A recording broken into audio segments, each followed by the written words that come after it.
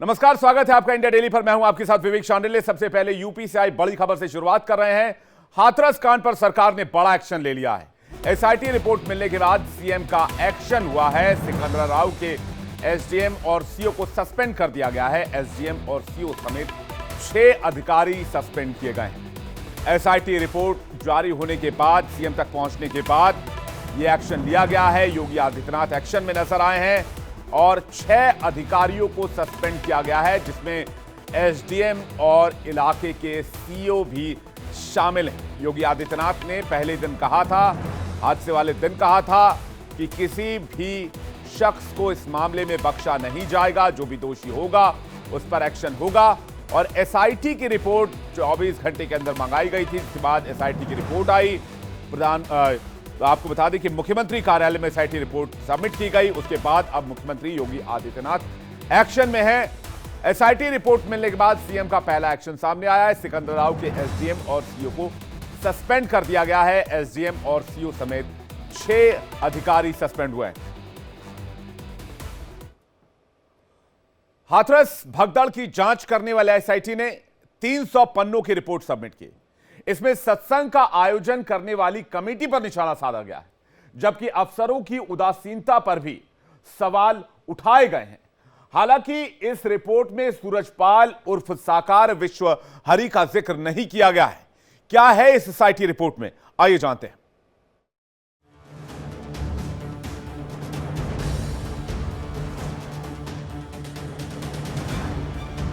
हाथरस में बवाल, अफसरों पर सवाल।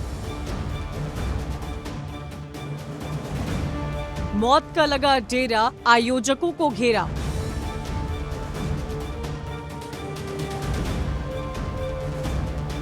रिपोर्ट में बाबा क्लीन, सत्संग में क्राइम सीन।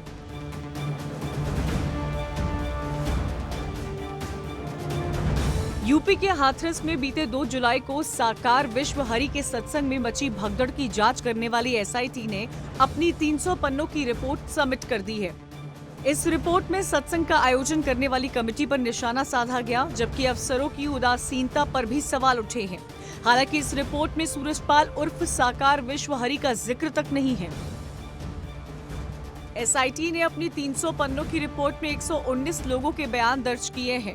इनमें हाथरस के डीएम आशीष कुमार, एसपी निपुण अग्रवाल से लेकर सत्संग की अनुमति देने वाली एसडीएम और सीओ सिकंदरा राव और 2 जुलाई को सत्संग की ड्यूटी में तैनात पुलिसकर्मी के बयान भी शामिल हैं। इसके अलावा सत्संग में मृतकों के परिजनों और घायल श्रद्धालुओं के भी बयान दर्ज किए गए हैं। सूत्रों की माने तो रिपोर्ट में सत्संग का आयोजन करने वाली कमेटी की तरफ से परमिशन से ज्यादा लोगों को बुलाने, नाकाफी इंतजाम के साथ साथ परमिशन देने के बावजूद मौके पर अफसरों के मुआयना न करने को हादसे का जिम्मेदार बताया गया है। इस एसआईटी में एडीजी आगरा जोन अनुपम कुलश्रेष्ठ और अलीगढ़ कमिश्नर चैत्रा भी शामिल थी। इस एसआईटी टीम ने हाथरस भगदड़ मामले की जांच रिपोर्ट फिलहाल शासन को सौंप दी है। इससे पहले सूरजपाल उर्फ साकार विश्व हरि के वकील एपी सिंह ने हाथरस में मची भगदड़ पर नई थ्योरी दी है। सिंह ने दावा किया है कि सत्संग में 10-12 लोग जहरीला स्प्रे लेकर आए थे। एपी सिंह की माने तो ये एक पूर्व नियोजित साजिश का हिस्सा है। ये पंडाल है, ये जगह है, घटना स्थल ये है, घटना यहाँ हुई है। यहाँ पर काली और सफेद स्कॉर्पियो खड़ी थी। इस तरह से स्प्रे, क्योंकि लग रहा था लोगों को बोतल है, जैसे पानी की बोतल पकड़े होते हैं उतना वेट की, तेजी से एकदम भागे और भागने के साथ उन्होंने इस तरह से स्प्रे, जैसे ये स्प्रे होता है, हाथ नीचे करके इस तरह से ऐसे करके स्प्रे, ऐसे पूरा स्प्रे करते रहे और भागते रहे, अपना भागते रहे और स्प्रे पीछे होता रहा। जो आई विटनेस हैं, जिनकी माँ और जो स्वयं भी थे, वो एकदम गिरी। उन्होंने भी बताया कि एकदम जैसे ही सांस ली वैसे ही लगा कि एकदम बस गिर गए। उसके बाद फिर होश आया, तभी होश आया और उसके बाद भगदड़ भी मची और एक साथ हुआ है सारा काम। बिल्कुल, तो ये एक बहुत बड़ी साजिश थी, षड्यंत्र थी। एसआईटी से अनुरोध करता हूं, जांच का बहुत बड़ा विषय है, गंभीर जांच का। वो लोग कौन हैं जो नारायण साकार हरि को, मानव मंगल मिलन सद्भावना समागम को या सनातन को पूरी तरह से खत्म करने के लिए साजिश रच रहे हैं। बीती 2 जुलाई को यूपी के हाथरस में सूरजपाल उर्फ भोले बाबा के सत्संग में भगदड़ मची थी, जिसमें 123 लोगों की मौत हो गई थी, जिसमें ज्यादातर महिलाएं थी।